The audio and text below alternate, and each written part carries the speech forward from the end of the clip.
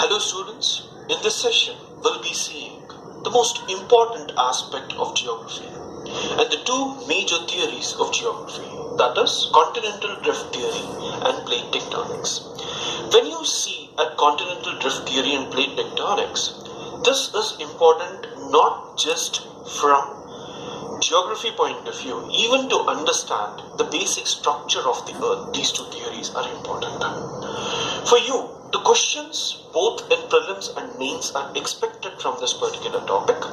You should be careful whenever you are reading this particular thing, because they may give you a simple and straightforward question.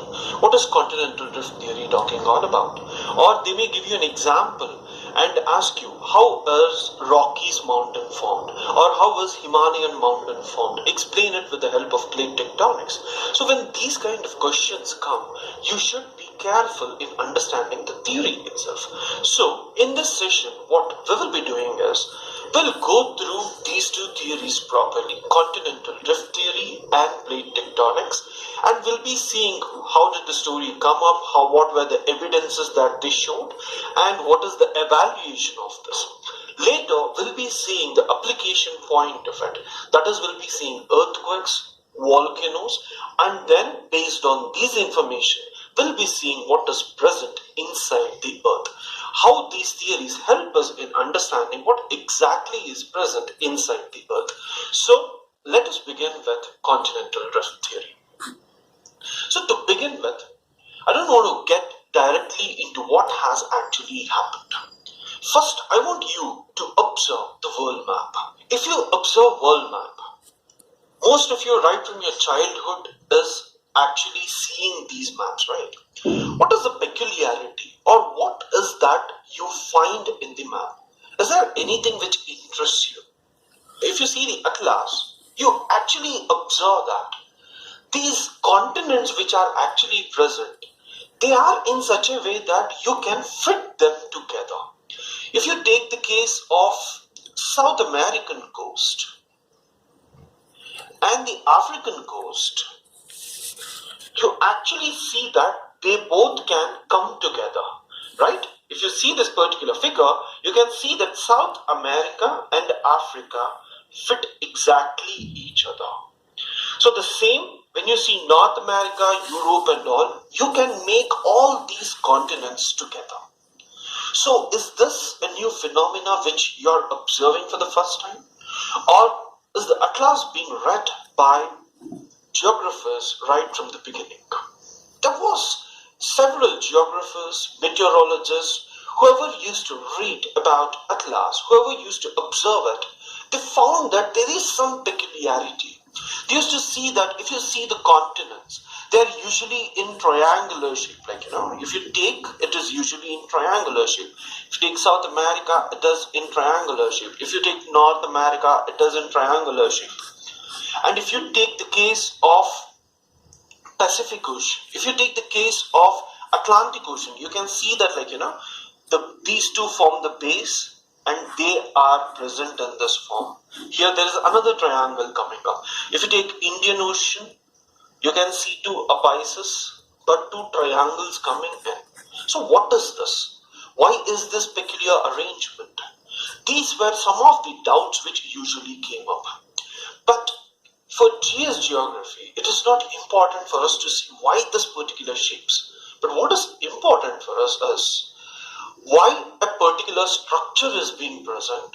If you see mountains, they are present in the north-south direction, in North and South Americas. And if you see Eurasia, it is usually present in east-west direction. Why is these differences? This is what was the biggest question in front of most of the geographers, and they wanted to answer it scientifically, not by telling that this has been formed due to God's grace, God has created it. But in 19th century, when you had the rationality behind them, and they wanted to observe this. At that point of time, there were several geographers who had discovered several stuff. But what is more important for us from UPSC point of view, or today from continental drift theory point of view, was the views of the famous geographer, that is Alfred Wegener. Alfred Wegener. This person, he was actually observing the atlas carefully. So he found, he was a meteorologist. That is, he was actually studying about the weather phenomena. So when he was observing the weather conditions, climatic conditions across the world, he actually found two main differences. One thing was that, whereas glaciers present in the beginning of the introduction chapters, we have seen that glaciers are actually present at higher latitudes, right? That is near poles. You see glaciers and you see glaciers at higher altitudes in lower latitudes. Near equator and all, if you take Himalayas is present in lower latitude, tropical region, but still you see glaciers. But he found glaciers being present across equator. He saw it in Brazil, he saw it in Africa, he saw it in Sri Lanka, he saw it in Australia. He observed why these glacial marks are present in this region. And then he found that there are some coal reserves which are usually present in the polar regions. If you take Canada, if you take Britain, if you take Australia, in the higher latitudes, you actually identify coal. He could not understand these peculiarities. Why coal? Coal, if it is present in tropical regions, you see that coal is formed because of vegetation. That is, let me explain in detail. If you take coal and petrol,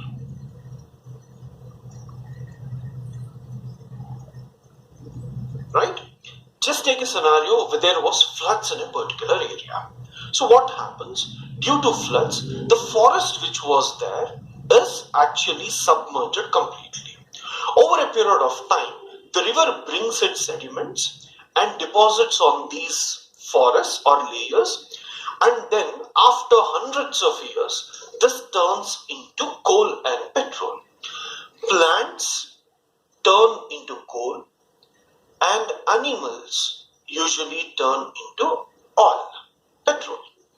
If you take higher latitudes, that is Russia, British Isles and all, the coal presence is usually less in these areas, and the reason for this is the vegetation. Plants are usually less. If you take the tropics, the plants were more, and due to this process, you usually find more coal deposits present in the tropics. So this variation had to be seen by Wegener. He was actually confused. How can this variation actually happen? So he thought that there should be two reasons for this. One, if you see, Earth or continents and oceans are not moving, not Earth, continents and oceans are not moving, and there is shifting of climate.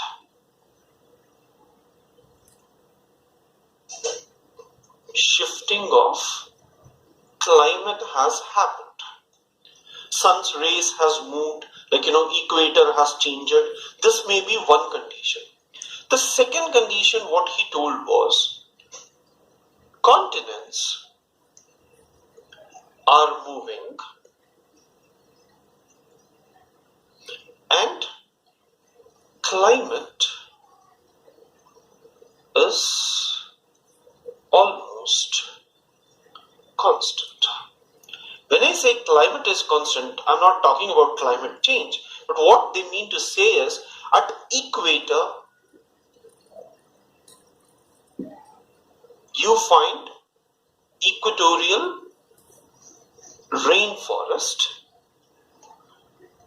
due to high rainfall and high temperature. And at tropics you see polar, cold, due to sun's rays falling low. You have seen this in the first chapter itself. So he thought either continent should be moving or there should be shift in the sun's rays happening. He thought that as there cannot be shift in sun's rays because scientists or geographers before him has proved that the movement of the sun, rotation, revolution, everything was clear. So he went on and said that this should have been possible only when continents are moving. Till that time, there was a thinking in the geographers that the continents and plates are not moving, they are static. And they were trying to derive theories thinking that these are static. But for the first time, Wegener came out and said that, I think continents are moving. When he said, I think continents are moving, people laughed at him. They told that how is it possible for continents to move? They were confused. But Wegener knows that if he has to prove what he has said is right, he needs evidence. So he started searching for evidence one after the other. He said that initially all the continents were together. He called this to be Pangea or Pangea. Pan is all or entire. Pangea is divided into two. Pan, all or entire. Gaea, earth. That is, he said entire earth was together and the remaining portion of the globe was covered with water and it is known as Panthalassa. Pan, again all or entire, and if you see Thalassa, it is ocean or water. So he called them Panthalassa and Pangea. So he was actually visualizing the globe where all the continents were together and all ocean was together. He called continents as Pangea or Pangea and ocean as Panthalassa. And he told over a period of time they got separated and it has formed what it is today. And when he said this, the first theory or first evidence that he got was the jigsaw fit of the continents. That is, as I told you, the South America and Africa, if you see, they actually fit together. And this, he called it to be evidence one, and it is jigsaw fit of the continents. So was this enough? Is this evidence enough to say that continents were together? At that point of time, he was a bit more confused. He wanted some clarity. He wanted some scientific proof to show that these continents were together. Then, during his time, there was some revolutions happening in biology, in the field of archaeology, where people were actually digging the land and they were actually identifying different species which were present in the earth before human beings came up.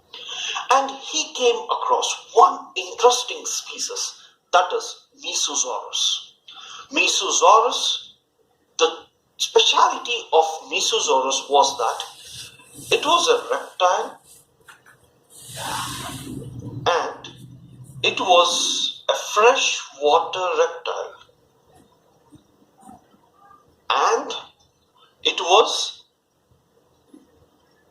present only in shallow water, that is shallow freshwater reptile. I have divided into three terms: reptile, freshwater and shallow. The reason is this will help us in understanding why the planets were together.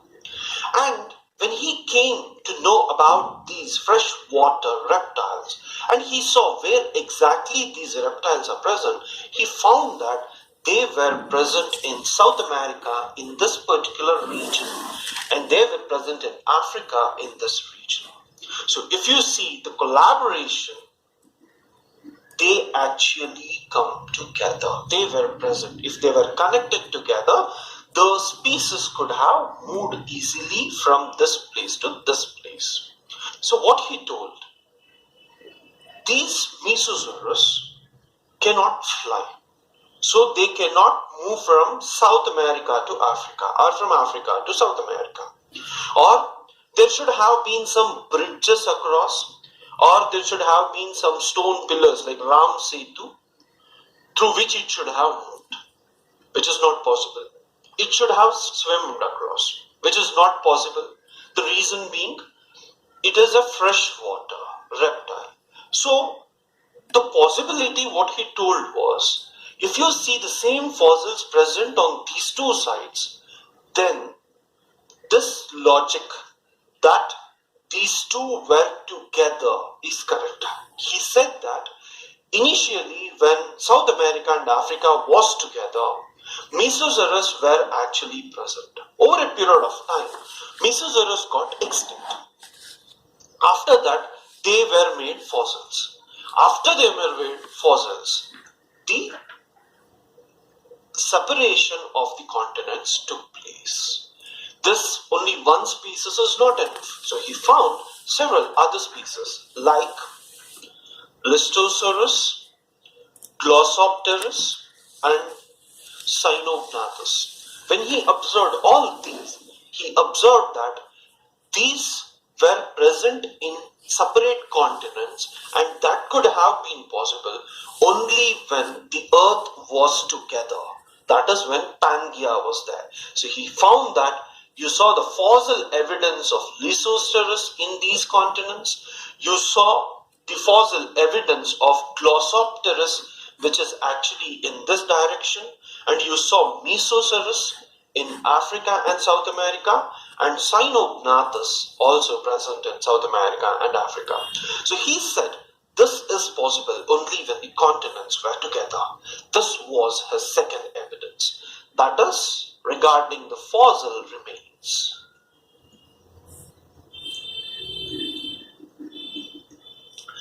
This is not enough because he has to prove something more.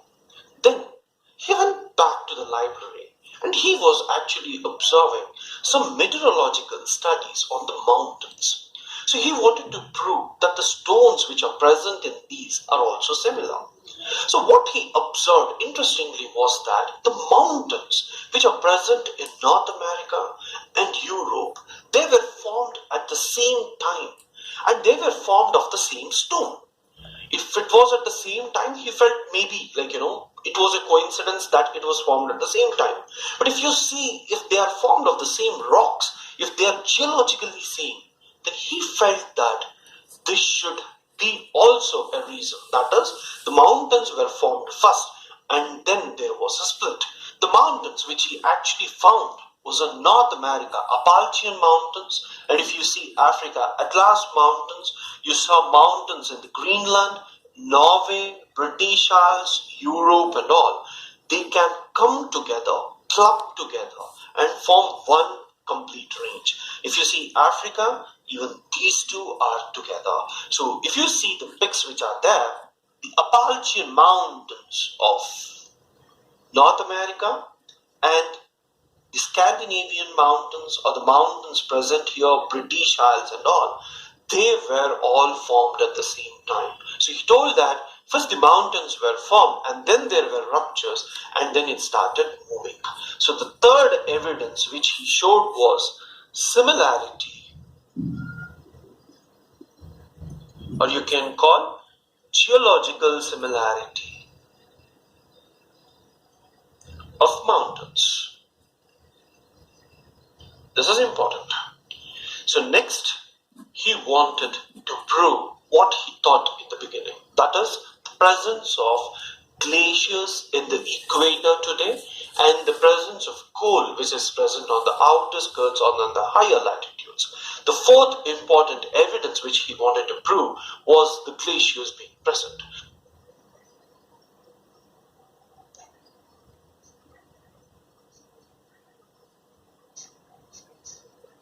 Glaciers.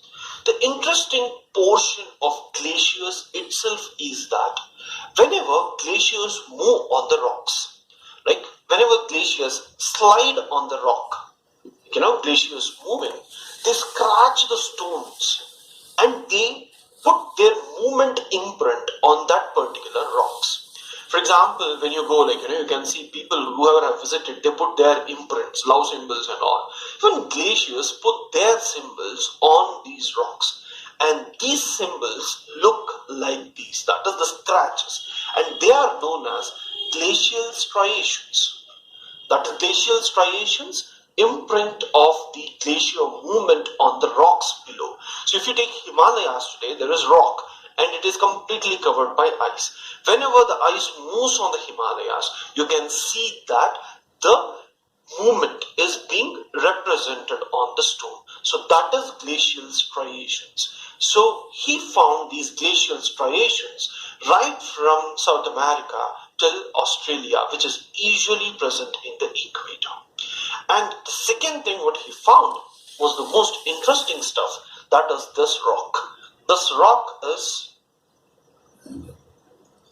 bituminous coal.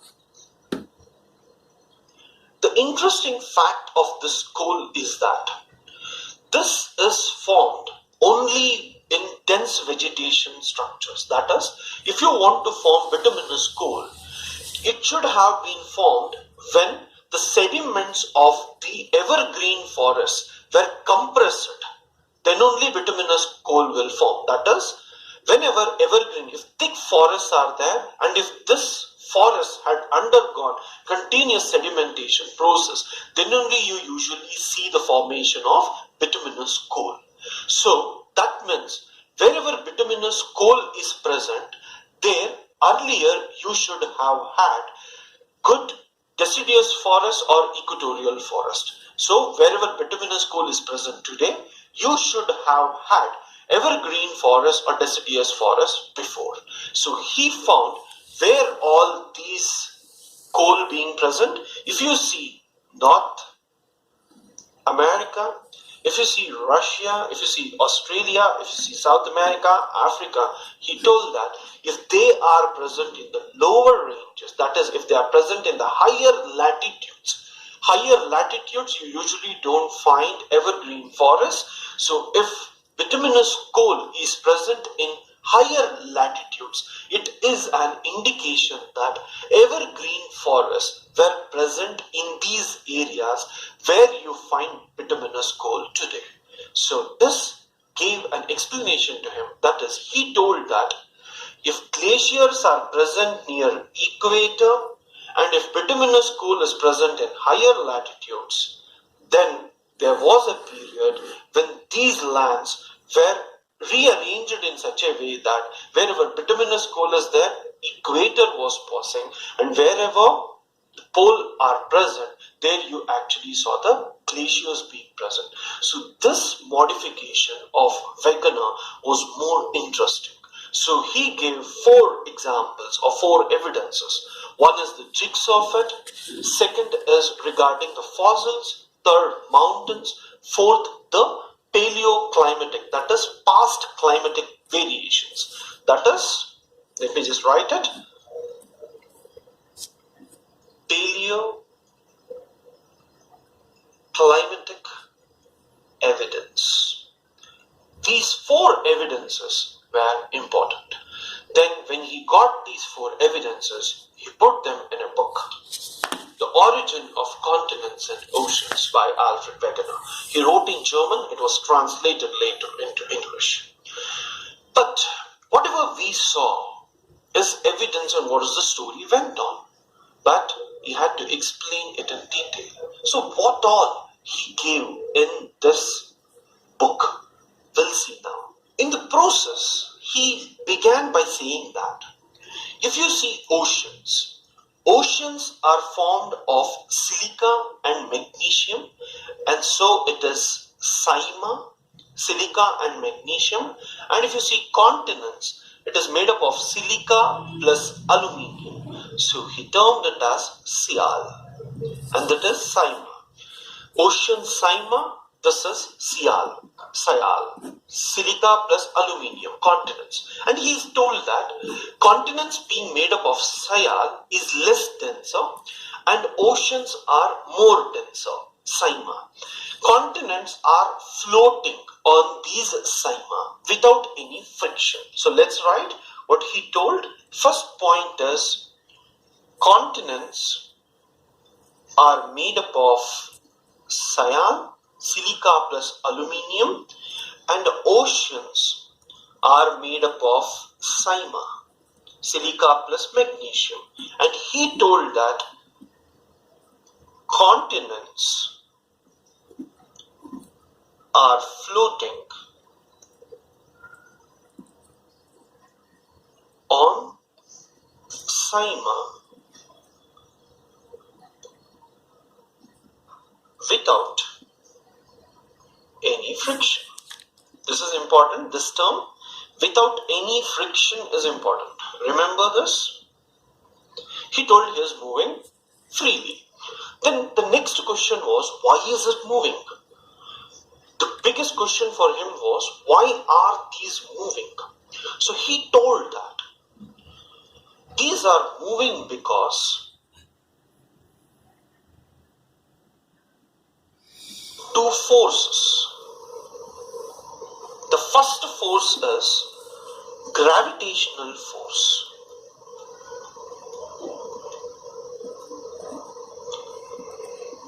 Gravitational force.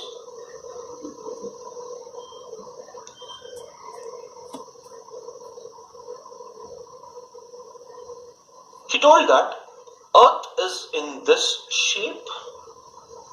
As there is bulge in the equator, there is difference in the gravitational forces, and this difference in gravitational forces led to movement of these continents towards equator. The continents moved towards equator due to difference in gravitational forces in the poles and near the equator. The second thing what he told was the tidal force of sun and moon. You know, as tides move, the tidal force of sun and moon has led to movement of the continents towards west. One, if you take a class, if you can see equator, he told the movement towards equator is due to difference in gravitational force. And he told that the movement towards westward is due to tidal force of sun and moon. When you see this difference, he told that this phenomena had led to the differences what you see today. He told that initially there was one continent, that is Pangaea. This Pangaea split into two, Laurasia and Gondwana land. Pangaea split into two and they form Laurasia and Gondwana land.